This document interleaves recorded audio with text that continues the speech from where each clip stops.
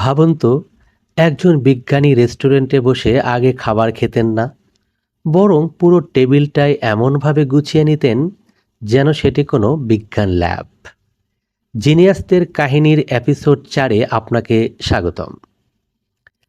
Nikola Tesla, তিনি শুধু একজন বিজ্ঞানী নন, তিনি ছিলেন শৃঙ্খলা, কল্পনা আর অসাধারণ এক নিখুঁততার জীবন্ত উদাহরণ।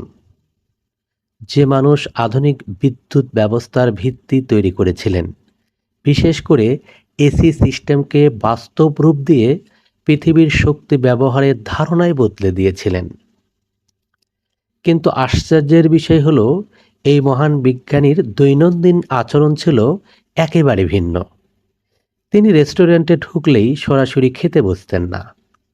তার প্রথম কাজ ছিল চারপাশকে নিজের মতো করে নিখুঁত করে নেওয়া। চামচ, প্লেট, গ্লাস সবকিছু তিনি মনোযোগ দিয়ে মুছিয়ে ঝকঝকে করে নিতেন। তার কাছে প্রতিটি জিনিসকে ঠিকঠাক, পরিপাটি আর পারফেক্ট না লাগলে যেন শান্তি আসতো না। এরপর শুরু হতো তার এক অদ্ভুত অভ্যেস। টেবিলের চারপাশে ধীরে ধীরে জমে উঠত টিস্যুর স্তূপ।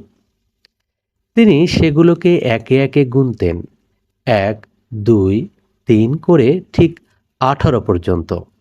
অর্থাৎ পরিষ্কার করতে তিনি 18টি টিস্যু ব্যবহার করতেন।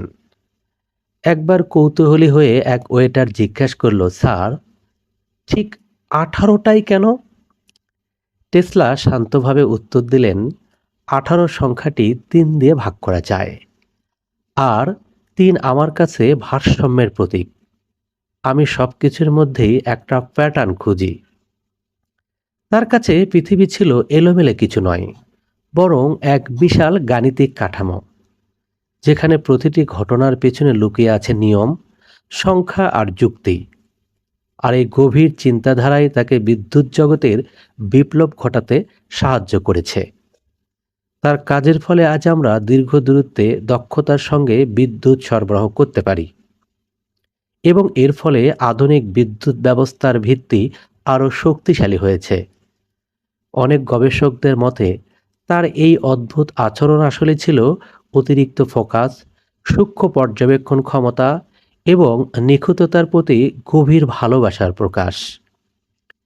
কেউ তাকে অদ্ভুত বলেছিল, কিন্তু সেই অদ্ভুততার ভেতরেই লুকিয়েছিল ভবিষ্যতের আলো, বিদ্যুতের বিপ্লব।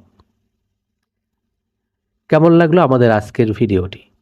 ভালো লাগলে অবশ্যই লাইক, কমেন্ট এবং শেয়ার করতে ভুলবে না। আর এমন আরও সুন্দর ভিডিও পেতে আমাদের চ্যানেলটি ফলো বা সাবস্ক্রাইব করে রাখুন। ধন্যবাদ। আসসালামু আলাইকুম।